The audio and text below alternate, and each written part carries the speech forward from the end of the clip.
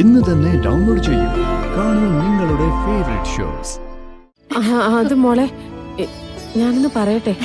പറയൂ. സുന്ദരി തരുന്ന കാശുകൊണ്ട് നിന്റെ കല്യാണം നടത്തിയാലോ? ആ ബെസ്റ്റ്. ഞാനിപ്പോ അത്യാവശ്യമായിട്ട് കല്യാണം കഴിക്കാൻ നിൽക്കാണല്ലോ.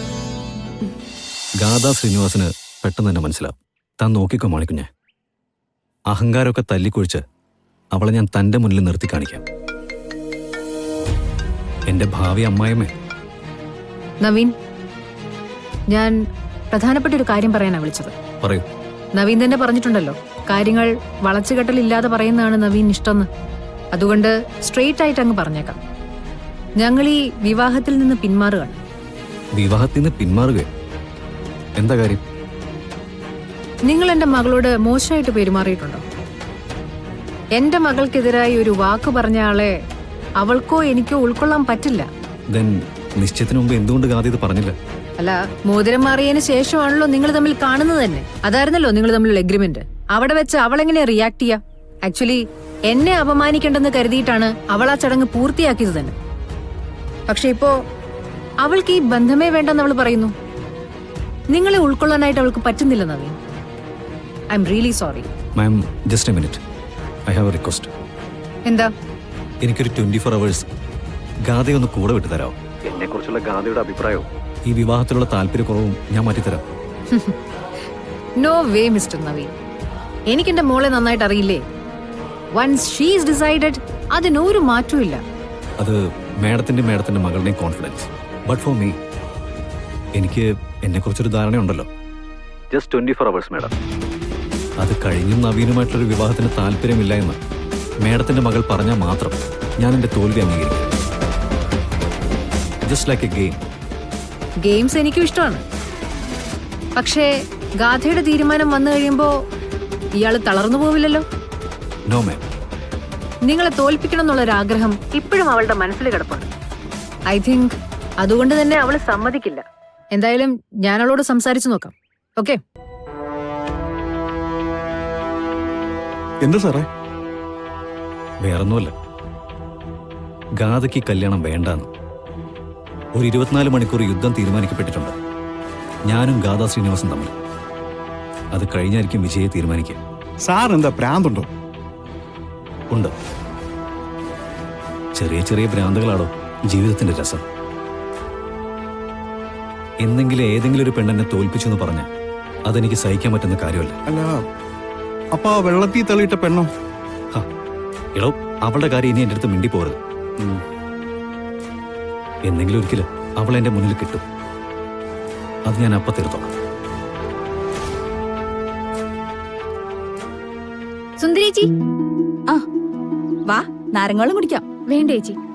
നീ നിന്റെ നാഗത്തറയിലെ വിളക്കും കത്തിച്ച് പ്രാർത്ഥിച്ചങ്ങ് ഇരിക്കുകയായിരുന്നല്ലേ?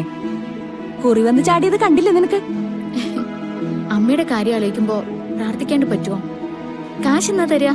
സാധാരണ എല്ലാവർക്കും 10 ദിവസം കഴിഞ്ഞാ കൊടുക്കാറ്. പക്ഷെ ഇത് തങ്കേച്ചിയുടെ കാര്യല്ലേ, ഒരു 5 ദിവസം. നീ നിന്റെ കാശ് പിടിച്ചോ.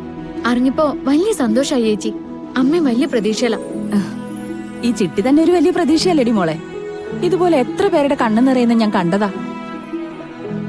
ഇത്തിരിശായി കൂട്ടി വെച്ചിട്ട് ഒത്തിരി ആയിട്ട് കൈ കൊടുക്കുമ്പോ കൊടുക്കുന്നവർക്കും വാങ്ങുന്നവർക്കും അത് വല്ലാത്തൊരു സുഖ.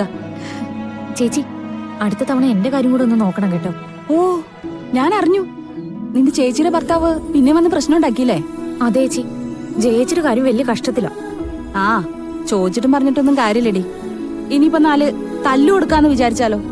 അതിന്റെ വേദനയും നേരം വെളുക്കുമ്പോ അവൻ മറക്കും എന്ന് കരുതിയിട്ട് കിട്ടുന്ന കാശ് മുഴുവൻ അവന് കൊടുക്കരുതെന്ന് അച്ഛനോട് പറയണം കേട്ടോ. കൈവിട്ട പോക്കാ. ആ, എന്നാ ഞാൻ പോട്ടടി കൊച്ചേ. ആ ഓട്ടോക്കാരന്മാരുടെ അടുത്തൊരു പിരിവുണ്ട്. സമയത്തിന് ചെന്നില്ലെങ്കിലേ അവന്മാര് ടാറ്റയും കാണിച്ചങ്ങ് പോവും. പോട്ടെ മോളെ. ശരി ചേച്ചി.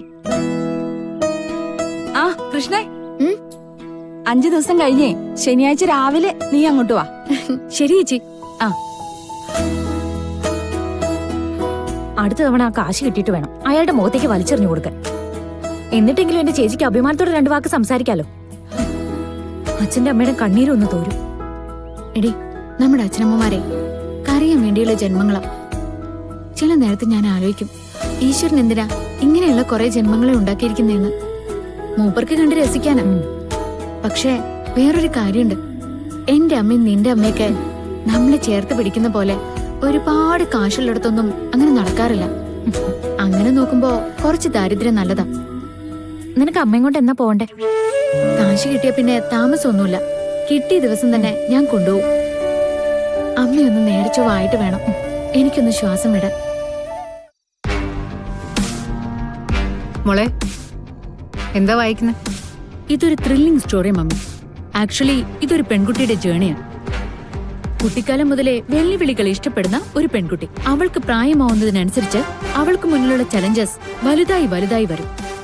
പക്ഷേ ഓരോന്നും അവൾ ഓവർകം ചെയ്യുന്ന രീതി ഉണ്ടല്ലോ, ഇറ്റ്സ് അമേസിംഗ്. ഞാനിപ്പോ പകുതി ആയതേ ഉള്ളൂ. വെല്ലുവിളികളും അതിനെ മറികടക്കലും ഒക്കെ എപ്പോഴും ത്രില്ലിംഗ്. ആ പെൺകുട്ടിയുടെ സ്ഥാനത്ത് മോളായിരുന്നെങ്കിൽ ഇത്തരം വെല്ലുവിളികളൊക്കെ ഏറ്റെടുക്കുമായിരുന്നു. Why not? എങ്കിൽ മമ്മി ഒരു ചലഞ്ച് പറയട്ടെ. നിനക്കൊട്ടും ഇഷ്ടമില്ലാത്ത ഒരാളുടെ കൂടെ ഒരു 24 hours സ്പെൻഡ് ചെയ്യണമെന്ന് പറഞ്ഞാൽ ഇറ്റ്സ് എ ചലഞ്ച്. നിനക്കത് പറ്റുമോ? മമ്മി കാര്യം പറയും. അങ്ങനെ ഒരു വെല്ലുവിളി ഉണ്ടായി ആ നവീന്റെ ഭാഗത്തുനിന്ന്. ഒരു 24 hours ഗാഥ ശ്രീനിവാസ് അവന്റെ കൂടെ സ്പെൻഡ് ചെയ്ത ഗാഥയുടെ മനസ്സ് മാറ്റി കാണിക്കുന്നൊക്കെ അയാൾ പറയുന്നത്. അയാളുടെ കാര്യമാണോ? മമ്മിക്ക് വേറെ ജോലിയൊന്നുമില്ലേ? എനിക്ക് ഒട്ടും താല്പര്യമില്ല. തോക്കുന്നുള്ള പേടി കൊണ്ടാണോ? പേടിയോ? ആർക്ക്? അതും അയാളെ? Are you kidding? എങ്കിൽ ചെന്ന് ജയിച്ച് കാണിക്കും. ഈ ചലഞ്ച് മോള് സ്വീകരിച്ചില്ലെങ്കിൽ പേടിച്ചിട്ടാണെന്ന് അയാൾ കരുതും. മാത്രല്ല ഗാഥ ശ്രീനിവാസിന്റെ മുമ്പിൽ നവീൻ ഗോപാൽ വർമ്മ ഒന്നുമല്ല എന്ന് തെളിയിക്കാനുള്ള ഒരു അവസരം കൂടിയത്. സോ ഞാൻ പോവാം. അവന്റെ അഹങ്കാരം ഞാൻ തീർത്തു കൊടുക്കാം. അവൻ ഇതുവരെ കണ്ട പെൺകുട്ടികളുടെ കൂട്ടത്തിലല്ല ഗാഥ ശ്രീനിവാസ് എന്ന് ഞാൻ തെളിയിച്ചു കൊടുക്കും. മമ്മി വിളിച്ചു പറഞ്ഞോളൂ. അതാണ് എന്റെ മോള്. പെണ്ണ് തോക്കാൻ പാടില്ല. കുണ്ട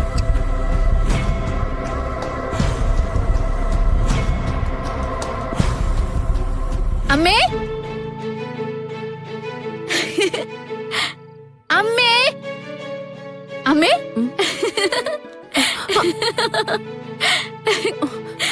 എന്താ എന്താ ഇത്ര സന്തോഷം? ഞാനേ ഡോക്ടറെ ഒന്ന് വിളിക്കട്ടെ. എന്തിന്? അമ്മയുടെ ഓപ്പറേഷനുള്ള പണം ഒത്തുന്ന് പറയാൻ. നിനക്ക് ലോട്ടറി അടിച്ചോ? അടിച്ചു. പക്ഷേ ഒരു ടിക്കറ്റ് എടുത്തു വെച്ച് നമ്പർ നോക്കുന്ന അർഹതയില്ലാത്ത ലോട്ടറി അല്ല, അർഹതയുള്ള ലോട്ടറിയാ.